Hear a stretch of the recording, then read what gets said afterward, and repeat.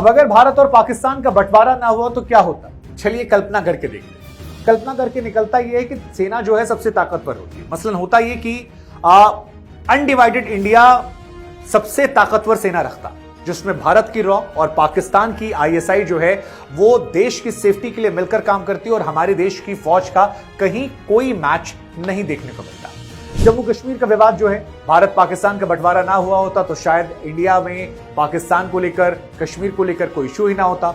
Navy में भारत की ताकत की बात करते हैं। भारत और पाकिस्तान आपस में सिर्फ जमीनी बॉर्डर नहीं बल्कि समुद्री सरहदों को भी शेयर करते हैं। 3223 किलोमीटर के जमीनी सरहद के अलावा दोनों देशों की सीमा इंडियन ओशियन पर भी आती है। अगर पार्टीशन नहीं होता तो भारत अपना मैरी टाइम बॉर्डर और ज्यादा एक्सटेंड कर पाता। डिफेंस की जगह जो पैसा था वो शायद एजुकेशन और हेल्थ सेक्टर में लगता। भारत पाकिस्तान के बीच में युद्ध ना हुए होते। भारत पाकिस्तान दोनों ही देशों की अर्थव्यवस्था का अधिकतर हिस्सा डिफेंस बजट में आ जाता है। भारत के लिए जरूरी इसलिए है ताकि वो बेहतर तरीके से अपनी सीमाओं की रक्षा कर सके, जबकि पाकिस्तान के ना होने पर शायद ज्यादा ध्यान जो है वो इंडिया एजुकेशन में और हेल्थ सेक्टर में लगाता, जिससे आम लोगों को डायरेक्ट बेनिफिट मिलता। अनडिवाइडेड इंडिया का जो सबसे ज्यादा फायदा होता वो शायद क्रिकेट और आर्ट के क्षेत्र में मिलता।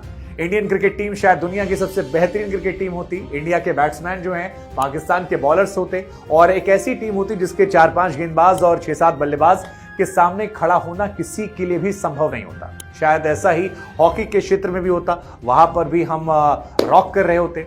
बॉलीवुड की स्थिति जो है वो और ज्यादा बेहतर होती क्योंकि उसके पास पाकिस्तान और बांग्लादेश का ऑडियंस होता। पाकिस्तानी कलाकार आज भारतीय फिल्मों में काम करने आते हैं। फिलहाल मना है। नुसरत फतेह अली खान शायद दुनिया के सबसे पॉपुलर सिंगर्स में होते अगर वो इंडिया में होते और इंडिया में ही रहते। आतिफ असलम को बार बार आना जाना नहीं पड़ता। अदनान सामी को अपनी नागरिकता बदलनी नहीं पड़ती। कुल मिलाकर बॉलीवुड का दायरा बहुत बड़ा हो जाता। लेकिन जनसंख्या के मामले में भारत दुनिया में सबसे बड़ा देश होता। भारत मुसलमानों की आबादी के मामले में दुनिया की सबसे बड़ा देश होता। भारत की जनसंख्या में मुसलमानों का हिस्सा जो है वो 33% हो जाता।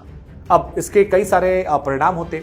बहुत से लोग कहते हैं कि अगर भारत का विभाजन नहीं होता तो शायद इंडिया में हिंदू और मुसलमान के जो झगड़े हर रोज देखने को मिलते हैं, नेताओं की बयानबाजियों में जो हिंदू मुसलमान देखने को मिलता, शायद वो नहीं होता क्योंकि मुसलमानों की संख्या ज्यादा होती और शायद जो विरोध वो करते हैं या जो असहज वो कहते हैं बात, वो यहां नहीं देखने को मिलती। पाकिस्तान को लेकर प्रेम की बात नहीं आती। लेकिन कई इतिहासकारों का यह भी मानना है कि पॉपुलेशन का बैलेंस और नाजुक होता। सांप्रदायिक आधार पर शोषण का खतरा दोनों तरफ से होता।